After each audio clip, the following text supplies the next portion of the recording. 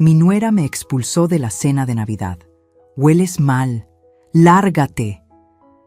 Entonces decidí tomar un avión y volver a México. En el aeropuerto vi a un hombre ciego perdido, llorando.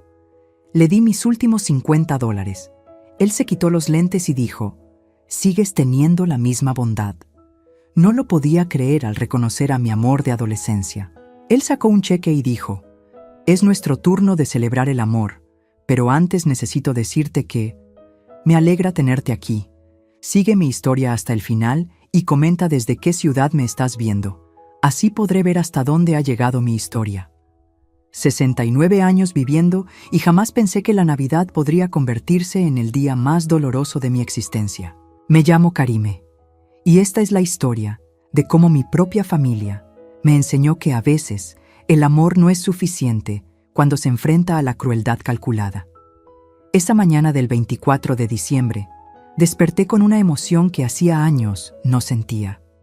Había planchado mi mejor vestido la noche anterior, un azul marino que mi difunto esposo siempre decía que hacía resaltar mis ojos. Me peiné con cuidado, me puse el collar de perlas que guardaba como un tesoro desde mis 20 años y salí de mi pequeño apartamento con una ilusión que ahora me duele recordar. El viaje en autobús desde mi barrio hasta la casa de Mateo me tomó 1 hora y media. Durante todo el trayecto, apreté contra mi pecho la bolsa donde llevaba los regalos que había comprado con tanto cuidado. Para mi nieto de 12 años, un libro de aventuras que costó $32 de mi pensión de 800 mensuales. Para mi nieta de 8 años, una muñeca que encontré en oferta por $28. Para Mateo, una camisa que había visto admirar en el centro comercial, $45 que representaban casi una semana de mi presupuesto para comida. Cuando llegué a su casa, un edificio de 2 pisos en un barrio donde las casas cuestan más de $300,000, respiré profundo antes de tocar el timbre. La puerta se abrió y apareció Arlette, mi nuera de 35 años. Su expresión cambió inmediatamente al verme, como si hubiera encontrado algo desagradable en su zapato. «Ah, ya llegaste», dijo sin siquiera saludarme. No me invitó a pasar. Simplemente se hizo a un lado, como si mi presencia fuera inevitable, pero no bienvenida. El interior de la casa olía a canela y pino, decorado con luces doradas y un árbol de Navidad que debió costar más que mis gastos de 2 meses. La mesa estaba puesta para 8 personas, pero inmediatamente noté algo que me encogió el estómago. No había un lugar para mí. «Mamá Karime», apareció Mateo desde la sala, pero su abrazo fue mecánico, como si cumpliera con un protocolo. Mi hijo, el bebé que cargué durante 9 meses, el niño que consolé durante innumerables noches, me saludaba como si fuera una visita obligada. En la sala estaban los padres de Arlette, sus hermanos y sus cuñadas. Todos me saludaron con cortesía forzada, esa clase de educación que se da a alguien que consideran inferior, pero que deben tolerar por las circunstancias. «Los niños están en el cuarto de juegos», me informó Arlette mientras se dirigía a la cocina. «Puedes saludarlos después». Después, como si ver a mis propios nietos fuera un privilegio que debía ganarme. Me senté en el sillón más alejado, observando cómo la familia de Arlette dominaba la conversación. Hablaban de sus trabajos importantes, sus viajes recientes, sus planes para remodelar sus casas. Yo permanecí en silencio, sintiendo cada vez más pequeña en ese ambiente donde todo brillaba excepto mi presencia. La comida transcurrió sin que nadie me dirigiera una pregunta directa. Cuando traté de contar sobre la clase de costura que había empezado en el centro comunitario, Arlette interrumpió para hablar sobre el nuevo trabajo de su hermana. Cuando mencioné que había estado leyendo un libro muy interesante, su madre cambió el tema inmediatamente hacia sus planes de vacaciones. Después de la cena, mientras todos se relajaban en la sala, me ofrecía a ayudar con los platos.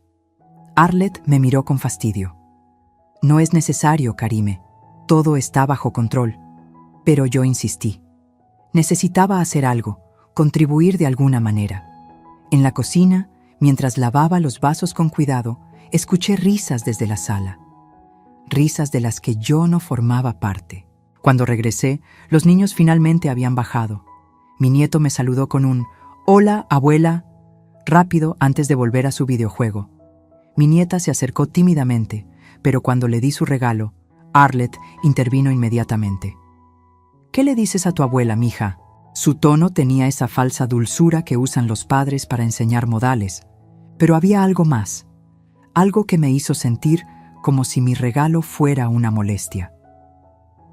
«Gracias, abuela», susurró la niña, pero ya estaba viendo hacia donde su madre le indicaba que fuera. Fue entonces cuando sucedió. Arlette estaba sirviendo café cuando mi nieta tropezó accidentalmente y derramó un poco de agua en mi vestido. No fue nada grave, solo unas gotas, pero la reacción de Arlette fue inmediata y brutal. «¡Por Dios!», gritó, como si hubiera ocurrido una catástrofe. «Mira lo que pasó. Este vestido debe tener años, seguramente huele a humedad». Sentí que mi cara se encendía de vergüenza. Todos en la sala habían volteado a vernos.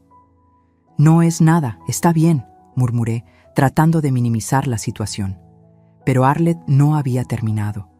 Se acercó a mí con una expresión de disgusto exagerado y lo suficientemente alto para que todos escucharan, dijo: «Hueles mal, lárgate».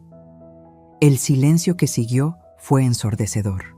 Todas las miradas estaban sobre mí. Sentí que el mundo se detenía, que el aire se volvía espeso. El collar de perlas parecía pesar toneladas en mi cuello, pero lo que más me dolió no fue la crueldad de Arlette. Fue la reacción de Mateo, mi hijo, la persona que se suponía que debía defenderme sin importar nada, la persona por la que había sacrificado tanto durante tantos años. Me miró directamente a los ojos y asintió lentamente, confirmando que estaba de acuerdo con su esposa. En ese momento entendí que había perdido a mi hijo para siempre. No por la muerte, sino por algo peor, por la cobardía y la traición. Me levanté del sillón con toda la dignidad que pude reunir. Mi cuerpo temblaba, pero mi voz salió firme. «Tienes razón, Arlette, ya me voy». Recogí mi bolsa, mi abrigo y caminé hacia la puerta. Nadie me detuvo. Nadie dijo que Arlette había exagerado. Nadie me pidió que me quedara. Mientras esperaba el autobús en la parada, con el frío de Chicago cortándome la cara, tomé una decisión que cambiaría mi vida para siempre. Regresaría a México. No tenía nada más que hacer en este país donde mi propia familia me trataba como un estorbo. Con los $500 que tenía ahorrados, compré un boleto de avión para el día siguiente. Era todo mi dinero, pero ya no importaba. Si iba a estar sola, al menos sería en la tierra donde nací, donde tal vez podría encontrar algo de paz en mis últimos años. Esa noche, en mi apartamento vacío, toqué el collar de perlas mientras lloraba. Era lo último que me quedaba de los tiempos, cuando alguien realmente me había amado. No sabía que al día siguiente, en el lugar más inesperado, el destino me tenía preparada la sorpresa más grande de toda mi vida. El aeropuerto O'Hare a las 6 de la mañana del 25 de diciembre era un lugar extraño, lleno de personas que, como yo, habían decidido escapar de algo. Mientras arrastraba mi pequeña maleta por los pasillos interminables, observaba las caras a mi alrededor. Ejecutivos que perdieron vuelos por reuniones navideñas que se alargaron, familias que viajaban para celebraciones tardías y personas solitarias como yo que simplemente necesitaban estar en otro lugar. Mi vuelo a Guadalajara saldría hasta las 3 de la tarde, así que tenía 9 horas por delante para reflexionar sobre la decisión más impulsiva de mi vida. Me había despertado a las 4 de la madrugada con una sensación de liberación que no experimentaba desde hacía años. Por primera vez en décadas, nadie esperaba nada de mí. Nadie me necesitaba, pero tampoco nadie me rechazaría. El boleto me había costado $450, dejándome con apenas 50 para emergencias. Era irresponsable, lo sabía, pero después de 69 años de ser responsable para otros, sentía que me merecía un acto de rebeldía. Me instalé en la Terminal 3, cerca de la puerta B15, en esos asientos azules de plástico que parecían diseñados para ser incómodos. El olor a café y productos de limpieza industrial se mezclaba con el sonido constante de anuncios y motores de aviones. Era un lugar impersonal, pero extrañamente consolador. Aquí nadie me conocía como la mamá de Mateo o la suegra de Arlette. Era simplemente Karime, una mujer mayor con una maleta pequeña y un futuro incierto. Había estado sentada aproximadamente 2 horas cuando lo vi. Un hombre de mi edad, tal vez unos años menor, estaba parado cerca de los teléfonos públicos. Llevaba lentes oscuros y un bastón blanco en la mano. Pero lo que me llamó la atención no fue su ceguera, sino su desesperación.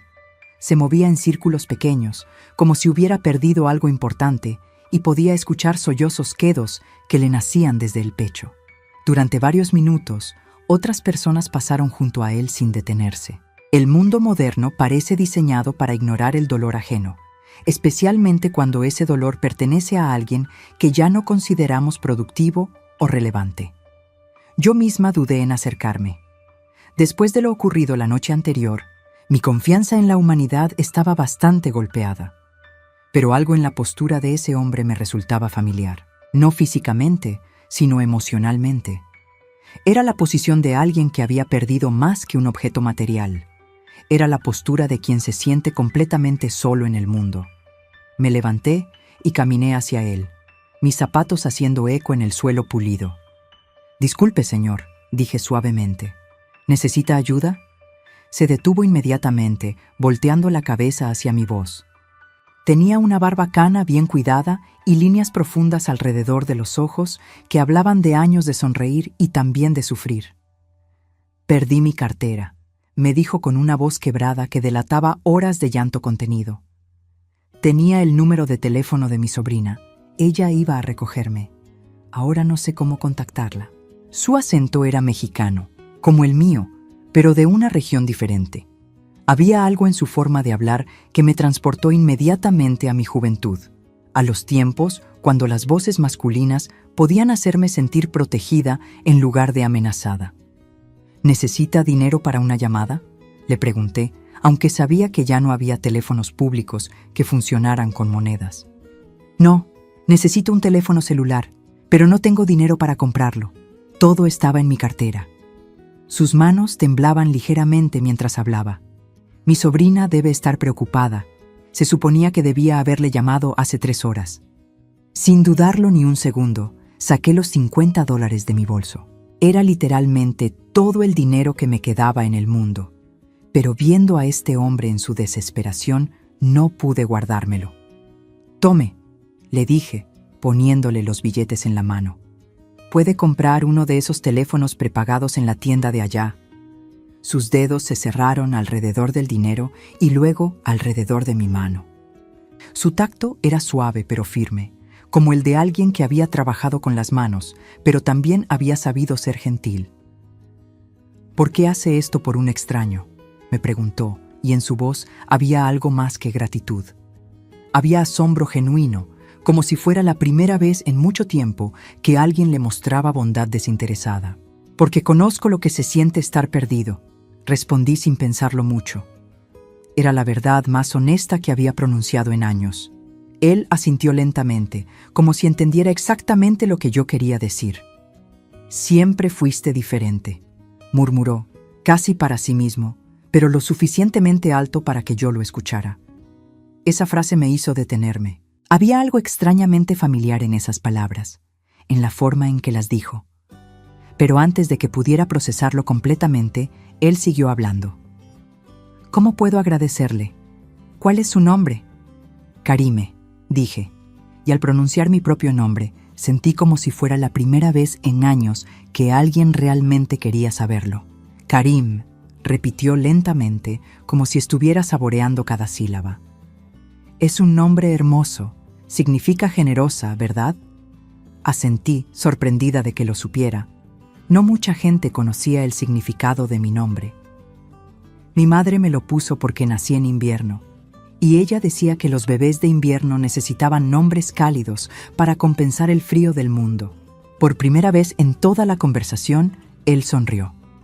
Era una sonrisa que transformaba completamente su rostro, haciéndolo ver años más joven. Su madre tenía razón. El mundo puede ser muy frío, pero usted acaba de demostrarme que todavía hay gente que lleva calor dentro. Se dirigió hacia la tienda de electrónicos con paso más seguro, usando el bastón con la confianza de alguien que había aprendido a navegar el mundo sin vista. Yo regresé a mi asiento, Pero algo había cambiado. Por primera vez en 24 horas, había hecho algo que me hizo sentir bien conmigo misma. Aproximadamente 30 minutos después, lo vi regresar. Caminó directamente hacia donde yo estaba sentada, como si hubiera memorizado exactamente mi ubicación. Pude contactar a mi sobrina, me dijo. Viene en camino, pero antes de que llegue, quería agradecerle apropiadamente. Se sentó en la silla junto a mí y por primera vez noté algo que me había pasado desapercibido. Tenía una pequeña cicatriz en la frente, casi imperceptible, pero que se hacía visible cuando la luz le daba de cierta manera. No es necesario agradecerme nada, le dije. Solo espero que encuentre a su familia. ¿Ya la encontré?, dijo de una manera extraña, como si hubiera un significado oculto en sus palabras. Luego, lentamente, se quitó los lentes oscuros. El hombre levantó la cabeza y por primera vez, Karime vio sus ojos. Su corazón se detuvo. Los ojos que había amado con la intensidad de mis 20 años estaban frente a mí. Ojos que había llorado durante noches enteras, que había buscado en rostros de extraños durante décadas, que creía perdidos para siempre en un accidente que nunca sucedió. Esteban, mi Esteban, el hombre que se suponía había muerto hace 48 años, estaba sentado junto a mí en el aeropuerto O'Hare, ciego pero vivo, real, respirando. Mi cuerpo entero comenzó a temblar de una manera que no podía controlar.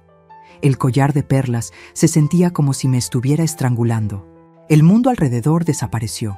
Los anuncios del aeropuerto, el ruido de los motores, las conversaciones de otros pasajeros. Solo existían esos ojos cafés que una vez conocían cada uno de mis secretos. Dios mío, susurré, y mi voz sonó como si viniera desde muy lejos. Esteban. Él sonrió con una mezcla de tristeza y alivio que me partió el corazón en pedazos. Hola, Karime. Sigues teniendo la misma bondad. Las lágrimas comenzaron a brotar sin que pudiera detenerlas. 48 años de dolor, de luto, de preguntas sin respuesta, se derramaron de mí en ese momento. Había cargado su muerte como una herida abierta toda mi vida. Había visitado su tumba que resultó ser falsa. Había amado a otro hombre, pero nunca pude entregarle completo mi corazón porque una parte siempre había pertenecido al fantasma de Esteban. Te creí muerto, logré decir entre sollozos. Fui a tu funeral, vi cómo enterraron tu ataúd. Esteban extendió su mano hacia mi rostro, moviéndola lentamente hasta encontrar mi mejilla. Sus dedos estaban fríos, pero su toque era exactamente como lo recordaba. Gentil, protector, lleno de amor. Lo sé, murmuró, y no tienes idea de cuánto me duele saber que sufriste por mi culpa. ¿Por tu culpa? Mi voz se quebró. Tú no causaste el accidente, Esteban. Fue horrible, pero no fue tu culpa. Él bajó la cabeza y por primera vez noté que sus manos temblaban también. Estaba manipulando nerviosamente una billetera de cuero gastado, abriéndola y cerrándola como si contuviera algo importante, pero difícil de compartir. Karime, nunca hubo un accidente.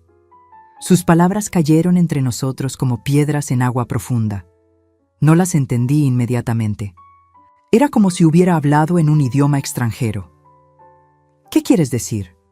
Esteban respiró profundamente, como si se preparara para confesar el pecado más grande de su vida.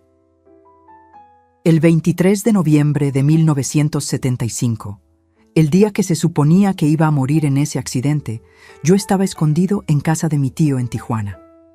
El mundo se inclinó. Literalmente sentí como si el suelo del aeropuerto se hubiera movido debajo de mí. Eso es imposible. Vi el informe policial, vi tu cuerpo en el hospital. Viste el cuerpo de otro hombre, alguien que había muerto en un accidente real, pero que no tenía familia que lo reclamara. Su voz era apenas un susurro, llena de vergüenza. Mi familia lo organizó todo. No podía respirar. El aire se había vuelto espeso, pesado. ¿Tu familia? ¿Por qué tu familia haría algo así? Porque no querían que me casara contigo. La brutalidad de esa revelación me golpeó como una bofetada física. Durante todos estos años, Había idealizado el amor que Esteban y yo habíamos compartido. Lo recordaba como algo puro, perfecto, trágicamente interrumpido por el destino. Descubrir que había sido destruido deliberadamente por la crueldad humana era 1000 veces peor que cualquier accidente. «No entiendo», murmuré, aunque una parte horrible de mí sí entendía. «Tu familia era pobre, Karime. Mis padres tenían planes diferentes para mí. Querían que me casara con la hija de un empresario de Guadalajara, alguien que trajera dinero y conexiones a la familia». La humillación me quemó por dentro. No solo había sido rechazada, había sido considerada tan inferior que merecía ser engañada de la manera más cruel posible. Entonces, simplemente decidieron matarte. Decidieron matarme para ti, sí. Me dijeron que si no cooperaba, te harían daño a ti también. Mi padre tenía conexiones peligrosas, y yo era muy joven para saber si era un farol o no. Sus dedos encontraron los míos y los apretaron con desesperación. Era un cobarde de 18 años, Karime. Creí que si desaparecía, al menos tú estarías a salvo.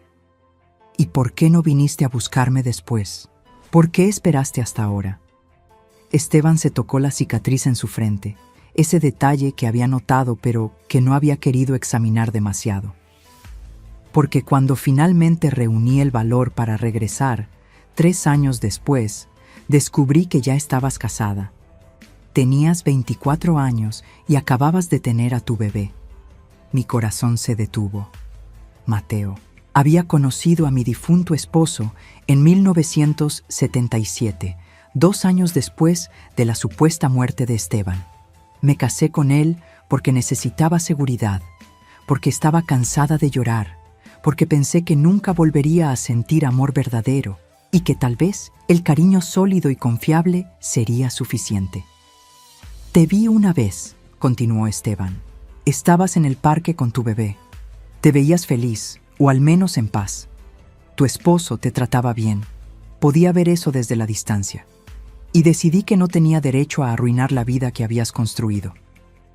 Las lágrimas ahora fluían libremente por mis mejillas. Pero nunca fui completamente feliz, Esteban. Una parte de mí siempre te extrañó. Siempre me pregunté qué habría pasado si hubieras vivido. Y yo viví todos estos años preguntándome si había tomado la decisión correcta. Su voz se quebró, especialmente cuando supe que tu esposo había muerto. Para entonces ya habían pasado 13 años, y pensé que tal vez era demasiado tarde para nosotros. ¿Cómo supiste que había enviudado? Por primera vez desde que había empezado esta confesión imposible, Esteban sonrió ligeramente. Porque nunca dejé de seguir tu vida de lejos, Karime. Nunca dejé de cuidarte, aunque fuera desde las sombras. Esa revelación me dejó sin palabras. La idea de que Esteban había estado consciente de mi existencia durante todas estas décadas, mientras yo creía que él estaba muerto, era tan surrealista que mi mente se resistía a aceptarla. ¿Cómo es posible que estés aquí, ahora, en este momento exacto? Esteban abrió su billetera con cuidado y sacó algo pequeño. Era una fotografía amarillenta, gastada por el tiempo. Incluso en mi estado de shock pude reconocerla. Era una foto nuestra de cuando teníamos 20 años, tomada en el patio de mi casa de la infancia, bajo las bugambilias moradas. Siempre supe que algún día volverías a México, dijo suavemente. Y siempre supe que cuando lo hicieras, sería porque habías perdido toda esperanza aquí. Llevo 5 años tomando vuelos a Guadalajara cada temporada navideña, esperando encontrarte. La magnitud de su dedicación me abrumó. Mientras yo había estado viviendo una vida que creía era la única posible, él había estado buscando activamente la manera de reencontrarnos. Esteban, comencé, pero él me interrumpió. Antes de que digas nada más, hay algo que necesitas saber sobre aquella noche, Karime. Algo que cambió todo. Tomó mis manos entre las suyas. Hay algo que necesitas saber sobre aquella noche, Karime. Algo que cambió todo. Las palabras de Esteban quedaron suspendidas entre nosotros como una promesa y una amenaza al mismo tiempo. ¿Qué más podía haber? Ya había destrozado todo lo que creía saber sobre nuestro pasado, sobre las razones de mi dolor, sobre la naturaleza de nuestra separación. ¿Qué secreto adicional podía ser tan importante que había esperado hasta este momento para revelarlo? Cuéntame, susurré, aunque una parte de mí temía lo que estaba por escuchar. Esteban cerró los ojos, como si revisar esa memoria específica fuera especialmente doloroso. Sus dedos siguieron manipulando la billetera y me di cuenta de que había algo más dentro de ella, algo que no me había mostrado todavía. La noche antes de mi supuesta muerte, fui a tu casa. Era muy tarde, pasada la medianoche. Quería verte una última vez antes de desaparecer. Mi corazón comenzó a latir más rápido. Recordaba esa noche perfectamente. Había sido la última vez que lo vi vivo, o al menos eso había creído durante 48 años. Recuerdo, dije suavemente. Viniste a despedirte. Dijiste que tenías que hacer un viaje de trabajo con tu padre y que regresarías en una semana para continuar planeando la boda. Esa fue la mentira que mis padres me obligaron a contarte. Su voz era apenas audible. La verdad era que ya sabía que al día siguiente iba a morir para ti. Sabía que era la última vez que te vería. Las lágrimas comenzaron a formarse en mis ojos otra vez. ¿Por qué no me dijiste la verdad? Podríamos haber huido juntos. Podríamos habernos ido a otro lugar, lejos de tu familia. Porque era un niño asustado que creía que obedeciendo a mis padres te mantendría a salvo. Esteban abrió los ojos y, aunque no podía verme, dirigió su mirada hacia donde sabía que yo estaba.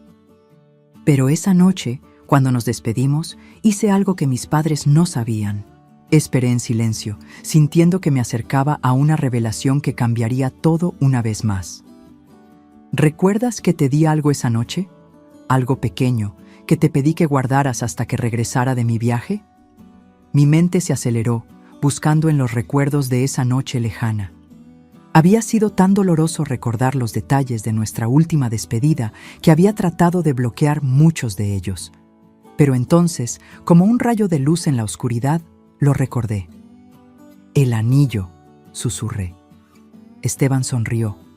Y por primera vez desde que había empezado esta conversación imposible, su expresión mostró algo parecido a la felicidad. El anillo de compromiso que había comprado con todo el dinero que había ahorrado trabajando los fines de semana en el taller de mi tío. Mi mano se dirigió instintivamente a mi cuello, donde el collar de perlas descansaba. Durante todos estos años había guardado el anillo enhebrado en una cadena delgada, escondido debajo de cualquier ropa que usara. Ni siquiera mi difunto esposo había sabido de su existencia. Era el secreto más íntimo de mi corazón. Lo guardé, admití, y mi voz se quebró con la admisión. Todos estos años lo guardé. Lo sé, dijo Esteban suavemente, y entonces abrió completamente su billetera y sacó algo que me hizo sollozar audiblemente. Era otro anillo, idéntico al que yo llevaba oculto, porque yo compré dos. No podía hablar. Las palabras se habían atascado en mi garganta junto con 48 años de dolor y amor guardado. Esa noche, cuando te di el primero, no te dije que había comprado un segundo para mí. Pensé que si íbamos a estar separados, al menos podríamos llevar el mismo símbolo de nuestro amor. Sus dedos acariciaron el anillo con una ternura que me partió el alma. He llevado este anillo todos los días desde 1975. Esteban, murmuré su nombre como una oración, como una súplica. Pero hay algo más que necesitas saber sobre esa noche. Su expresión se volvió seria nuevamente, algo que cambió la manera en que viví el resto de mi vida. ¿Qué cosa? Cuando nos despedimos, tú me dijiste algo que grabé tan profundamente en mi corazón que se convirtió en la razón por la que nunca me rendí, por la que nunca dejé de buscarte. Cerré los ojos, tratando de recordar. Esa noche había sido tan emotiva, tan llena de promesas y planes para el futuro. Me dijiste, continuó Esteban, no importa cuánto tiempo pase, no importa qué obstáculos encontremos, siempre encontraré la manera de regresar a ti. El amor verdadero siempre encuentra un camino de regreso a casa. Las palabras me golpearon como una onda expansiva. Las recordaba perfectamente. Las había dicho con toda la convicción de mis 20 años, con toda la fe de una mujer enamorada que creía que el amor podía conquistar cualquier cosa. «Y tú me prometiste lo mismo», susurré. «Y tú me prometiste lo mismo», confirmó él. «Pero aquí está lo que tú no sabías. Después de esa noche, después de fingir mi muerte, después de verte casada con otro hombre, esas palabras se convirtieron en la única razón por la que seguí viviendo. Esteban. Perdí la vista hace 5 años en un accidente de trabajo. Los doctores dijeron que era irreversible. Su mano encontró la mía y la apretó firmemente. Pero en lugar de desesperarme, lo vi como una señal. Como si el universo me estuviera diciendo que había llegado el momento de dejar de observarte desde lejos y finalmente acercarme. ¿Cómo sabías que estaría aquí hoy? Por primera vez en toda nuestra conversación, Esteban se rió suavemente y el sonido me transportó inmediatamente a nuestros días de juventud, cuando su risa era mi sonido favorito en el mundo. Porque te conozco, Karime. Te conozco mejor que nadie en este mundo. Sabía que si tu familia te lastimaba lo suficiente, regresarías a casa. Y sabía que lo harías en Navidad, porque siempre has sido sentimental con las fechas importantes. La precisión de su conocimiento sobre mí me dejó sin aliento. Has estado esperándome. He estado esperándote toda mi vida. Nos quedamos sentados en silencio durante varios minutos, absorbiendo el peso de todo lo que habíamos compartido. El aeropuerto continuaba su actividad frenética a nuestro alrededor, pero para nosotros podría haber estado vacío. Solo existían nuestros corazones rotos y milagrosamente reunidos. «Karime», dijo finalmente Esteban, y había algo nuevo en su voz, algo que sonaba peligrosamente parecido a la esperanza. «Sé que no tengo derecho a pedirte nada después de todo lo que ha pasado. Sé que probablemente sea demasiado tarde para nosotros. No digas eso. Pero si existe aunque sea una pequeña posibilidad de que puedas perdonarme, de que puedas darme una segunda oportunidad». Su voz se quebró. «He construido una vida durante todos estos años esperando este momento. He trabajado, he ahorrado, he planeado». «¿Qué quieres decir?». Esteban respiró profundamente, como si estuviera a punto de apostar todo lo que tenía. «Tengo una casa en Guadalajara, cerca del lugar donde creciste. Tengo suficiente dinero ahorrado para que nunca tengas que preocuparte por nada otra vez. Tengo un corazón que nunca dejó de amarte». Sus palabras flotaron entre nosotros como una propuesta que era imposible pero inevitable al mismo tiempo. Con voz quebrada, Esteban susurró: «Si me das una oportunidad, te prometo que esta vez no te fallaré». La propuesta de Esteban quedó suspendida en el aire entre nosotros como algo demasiado hermoso para ser verdad. Después de una vida entera de decepciones, de promesas rotas, de esperanzas aplastadas, mi corazón se resistía a creer que el amor verdadero pudiera realmente encontrar un camino de regreso. Pero mirando a este hombre que había cargado un anillo durante 48 años, esperando el momento de devolvérmelo, sentí algo que no había experimentado en décadas: la posibilidad real de la felicidad. «Esteban», comencé, pero mi voz se quebró antes de poder continuar. Había tantas preguntas, tantas dudas, tanto miedo mezclado con esperanza. Él pareció entender mi conflicto interno sin que tuviera que explicarlo. Después de todo, me había conocido cuando éramos jóvenes e idealistas, y aparentemente había mantenido esa conexión íntima durante todos los años de separación. «Sé que es mucho pedirte», dijo suavemente. «Sé que suena como el sueño imposible de un viejo que nunca aprendió a soltar el pasado». «No eres viejo», protesté automáticamente, y me di cuenta de que era verdad. A pesar de sus 68 años, a pesar de la ceguera, a pesar de las líneas que el tiempo había trazado en su rostro, seguía siendo el mismo hombre del que me había enamorado. La esencia de quien era, su bondad, su determinación, su capacidad de amar, todo eso permanecía intacto. «Pero antes de que tomes cualquier decisión», continuó, «necesito decirte que nunca dejé de amarte». Sacó un pequeño estuche de terciopelo de su bolsillo, uno que obviamente había estado cargando durante mucho tiempo. y que esto te pertenece desde 1974. Abrió el estuche con manos temblorosas y ahí estaba, el anillo original que me había dado aquella última noche, pero ahora acompañado de otro, más elegante, con un diamante que brillaba incluso bajo las luces fluorescentes del aeropuerto. Compré este segundo anillo hace 10 años, explicó, cuando finalmente admití que no podía seguir viviendo como si estuviera muerto. Decidí que si alguna vez te encontraba, te pediría que te casaras conmigo apropiadamente, como debería haber hecho cuando éramos jóvenes.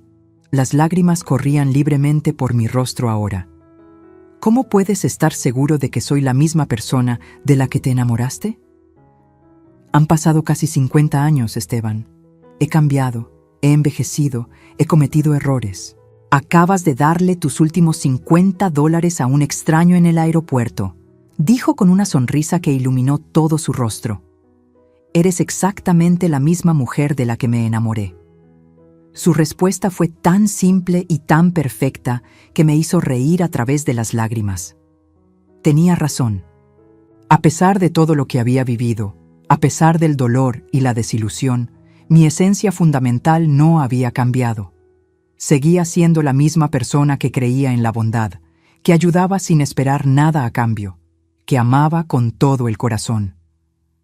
Pero hay algo más que necesitas saber, continuó Esteban, y su expresión se volvió más seria. Algo sobre lo que he construido durante todos estos años. ¿Qué cosa? Después de fingir mi muerte, después de perderte, decidí que iba a hacer todo lo posible para asegurarme de que si alguna vez tenía una segunda oportunidad contigo, podría darte la vida que merecías desde el principio. Sacó un sobre de su chaqueta y pude ver que contenía varios documentos oficiales. Trabajé en construcción durante 20 años, ahorrando cada centavo. Luego comencé a comprar terrenos pequeños, baratos, en áreas que sabía que eventualmente se desarrollarían. Sus dedos acariciaron los documentos como si fueran tesoros. Hace 5 años, cuando perdí la vista, vendí la mayoría de mis propiedades. ¿Por qué? Porque ya no necesitaba seguir acumulando riqueza. Tenía suficiente para lo que realmente quería: encontrarte y cuidarte por el resto de nuestras vidas. Mi corazón se aceleró. ¿De cuánto dinero estamos hablando? $2.800.000, dijo simplemente, como si estuviera hablando del clima. Me quedé sin aliento. Era más dinero del que había visto en toda mi vida. Era más dinero del que jamás había soñado poseer. Esteban, eso es una fortuna. Es nuestro futuro, corrigió. Si tú quieres, compré una casa en Guadalajara el año pasado, en el barrio donde creciste. Tiene un jardín con bugambilias, como el patio de tu casa de la infancia. Tiene espacio para que tengas tu propio cuarto de costura, porque recuerdo cuánto te gustaba coser. Tiene una biblioteca donde podemos leer juntos, donde yo puedo escucharte leer en voz alta como solías hacer. Cada palabra que decía me mostraba que realmente me había conocido, que había prestado atención a todos los pequeños detalles que hacían feliz a la muchacha de 20 años que había sido. ¿Cómo puedes recordar todas esas cosas? Porque fueron los mejores 2 años de mi vida, dijo sin dudarlo. Cada conversación que tuvimos, cada sueño que compartimos, cada plan que hicimos, todo eso se convirtió en el mapa que guió el resto de mi existencia. Me levanté abruptamente, necesitando espacio para procesar todo lo que estaba escuchando. Caminé hacia la ventana del aeropuerto, viendo los aviones despegar y aterrizar, llevando personas hacia sus destinos, hacia sus nuevas vidas o de regreso a sus antiguos hogares. Karime. La voz de Esteban me llegó desde atrás, llena de comprensión. Sé que es mucho. Sé que probablemente necesitas tiempo para pensarlo. Me volteé para mirarlo. Seguía sentado en la misma posición, pero ahora sostenía el estuche del anillo abierto en sus manos, ofreciéndolo no como una presión, sino como una posibilidad. No necesito tiempo, dije, y mi voz salió más firme de lo que esperaba. He pasado 48 años pensando en ti, extrañándote, preguntándome qué habría pasado si las cosas hubieran sido diferentes. Regresé a mi asiento junto a él, y por primera vez desde que había comenzado esta conversación imposible, fui yo quien tomó sus manos. Pero necesito saber una cosa, continué. ¿Estás seguro de que no estás confundiendo el amor que sentías por la muchacha que era con quien soy ahora? Soy una viuda de 69 años. Tengo arrugas, tengo canas, tengo cicatrices emocionales de una vida que no fue fácil. Esteban sonrió y liberó una de sus manos para tocar suavemente mi rostro, trazando las líneas del tiempo con sus dedos. Karime, yo tampoco soy el muchacho de 18 años del que te enamoraste. Soy un hombre ciego de 68 años con su propia carga de errores y arrepentimientos. Sus dedos se detuvieron en mi mejilla. Pero cuando tocas mi mano como acabas de hacer, cuando escucho la compasión en tu voz cuando le hablaste a aquel extraño perdido en el aeropuerto, cuando veo la fortaleza con la que enfrentas el dolor que tu familia te causó, sé que eres la misma mujer extraordinaria de la que me enamoré, solo que ahora eres aún más sabia, aún más fuerte. Esteban, y sé que el amor que siento por ti no es nostalgia por nuestra juventud perdida. Es amor por la mujer que eres hoy, por la mujer que fuiste capaz de convertirte a pesar de todo lo que has sufrido. Sus palabras me llegaron al alma de una manera que no había experimentado en décadas. Por primera vez en años, alguien me veía realmente, no como la madre de Mateo, o la viuda del señor Hernández, o la suegra inconveniente de Arlet. Esteban me veía como Karime, como la mujer completa que era, con toda mi historia, mi dolor, mi fuerza y mi capacidad de amar. Sí, susurré, y la palabra salió de mi corazón antes de que mi mente pudiera cuestionarla. ¿Sí? Sí, quiero intentarlo contigo. Sí, quiero ver qué podemos construir juntos con el tiempo que nos queda. Tomé el anillo del estuche, sintiendo su peso como una promesa sólida. Sí, quiero casarme contigo, Esteban. Él se inclinó hacia mí, y cuando nuestros labios se encontraron por primera vez en 48 años, fue como si el tiempo no hubiera pasado, y como si hubiera pasado todo el tiempo del mundo al mismo tiempo. Fue un beso que sabía a lágrimas y a esperanza, a juventud perdida y a sabiduría ganada, a finales y a nuevos comienzos. Cuando nos separamos, ambos estábamos llorando. Es nuestro turno de celebrar el amor, dijo Esteban, repitiendo las palabras que había dicho antes, pero que ahora tenían un significado completamente diferente. Sí, repetí, deslizando el anillo en mi dedo, donde se sintió como si siempre hubiera pertenecido. Es nuestro turno. 6 meses después, me desperté en una cama que nunca había soñado que podría ser mía, en una casa que parecía sacada de los cuentos de hadas de mi infancia. La luz del sol se filtraba a través de las cortinas de encaje blanco, creando patrones dorados en las paredes color durazno de nuestra recámara. Entonces, desde la ventana, podía ver el jardín que Esteban había diseñado pensando en mí. Bugambilias moradas que trepaban por las paredes de cantera, una fuente pequeña en el centro del patio, y rosales que llenaban el aire matutino con su fragancia. Era difícil creer que la mujer que había sido humillada en una cena navideña, que había dado sus últimos $50 a un extraño en el aeropuerto, que había llorado de soledad en un asiento de plástico azul, era la misma persona que ahora despertaba cada mañana al lado del amor de su vida recuperado. Esteban ya estaba levantado. Lo escuché en la cocina, preparando café con el cuidado meticuloso que había desarrollado durante sus años de ceguera. Cada movimiento era preciso, cada sonido tenía un significado. Había aprendido a navegar su mundo sin vista con una gracia que me llenaba de admiración. Me levanté y me puse la bata de seda que él me había regalado la semana anterior, simplemente porque quería que te sintieras como la reina que siempre fuiste en mi corazón. Estos gestos de cariño constante seguían sorprendiéndome. Después de años de ser tratada como un inconveniente, como alguien cuyas necesidades y deseos no importaban, despertar cada día siendo amada y valorada se sentía como un milagro continuo.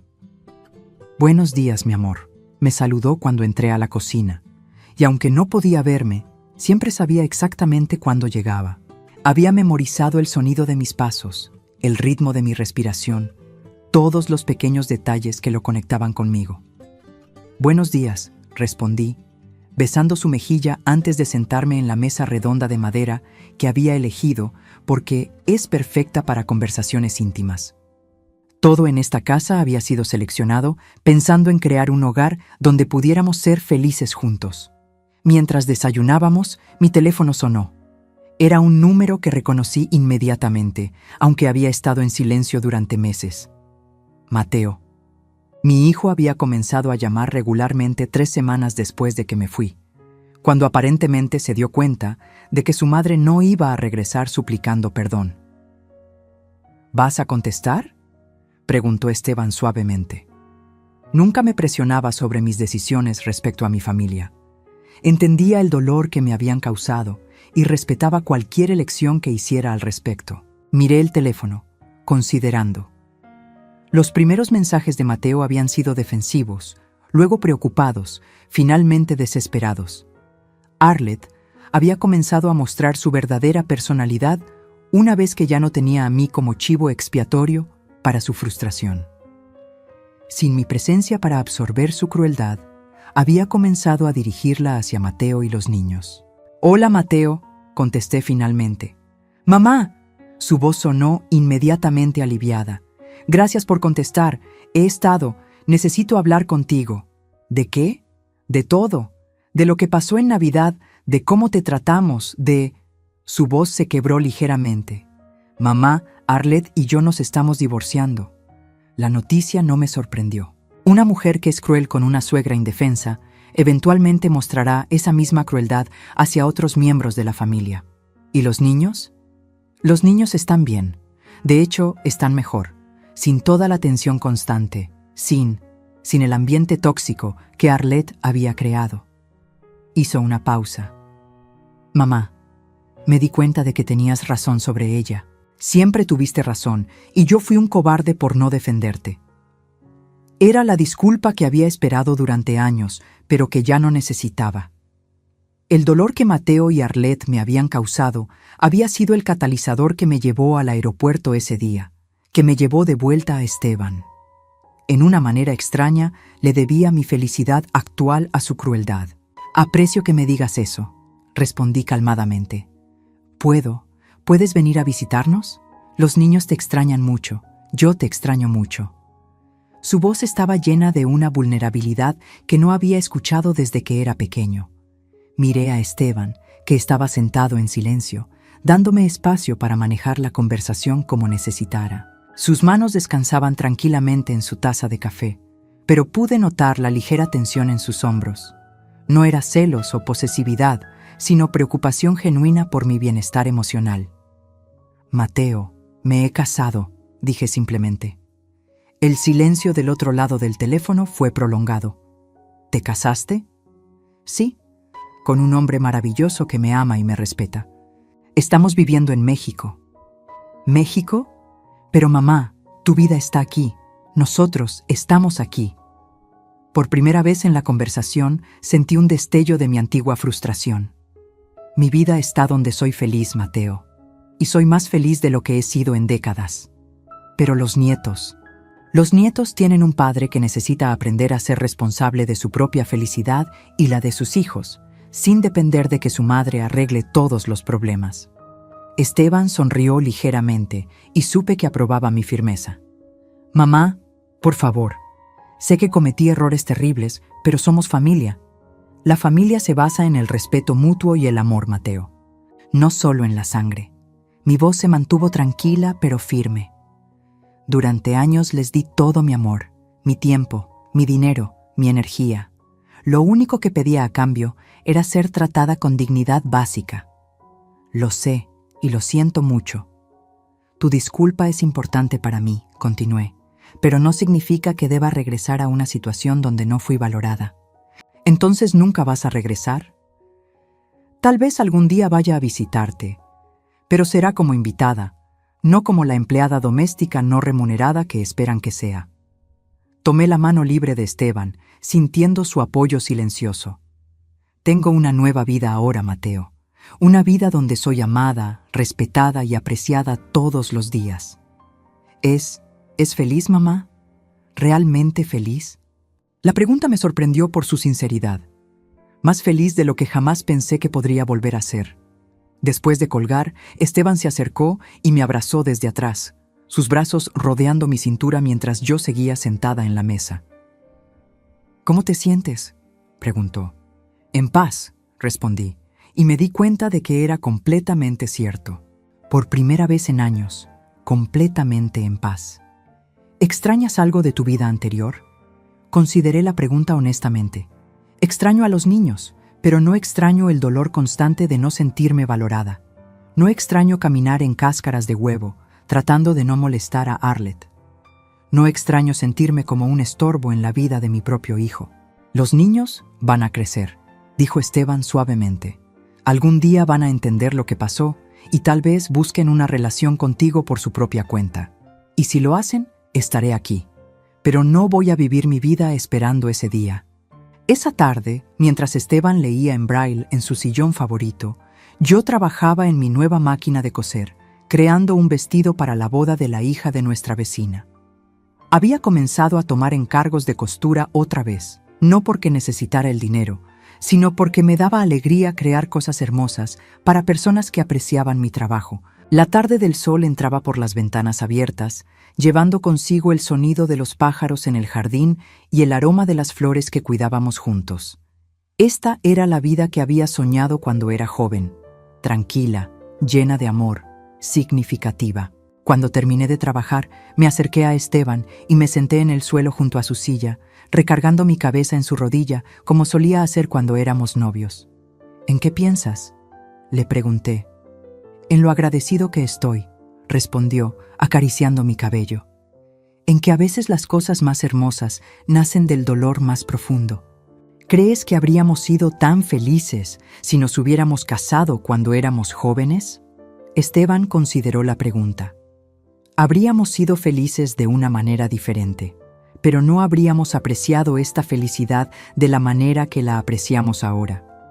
No habríamos entendido lo preciosa que es la paz después de la tormenta». Esa noche, mientras nos preparábamos para dormir, miré mi reflejo en el espejo del tocador. Era la misma mujer que había sido humillada 6 meses atrás, pero al mismo tiempo era completamente diferente.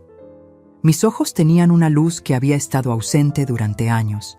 Mi postura era más recta, más confiada. Era una mujer que sabía que era amada, y esa certeza había transformado todo en mí. ¿Sabes qué es lo más hermoso de todo esto?, le dije a Esteban mientras nos acostábamos. «¿Qué cosa?». «Que por primera vez en mi vida no tengo que demostrarle a nadie que merezco amor. Simplemente lo recibo y lo doy naturalmente». Esteban me besó suavemente. «Siempre lo mereciste, mi amor. Solo necesitabas a alguien lo suficientemente inteligente como para verlo». Mientras me quedaba dormida en sus brazos, pensé en todas las mujeres que, como yo, habían pasado años dando amor sin recibirlo a cambio, sintiendo que su valor dependía de cuánto podían sacrificar por otros. Quería que supieran lo que yo había aprendido, que nunca es demasiado tarde para exigir el respeto que merecen, que nunca es demasiado tarde para elegir la felicidad sobre la obligación, que nunca es demasiado tarde para que el amor verdadero encuentre su camino de regreso a casa. Cuando Mateo llamó por 10ª vez la semana siguiente, miré el teléfono, sonreí suavemente y lo apagué para siempre.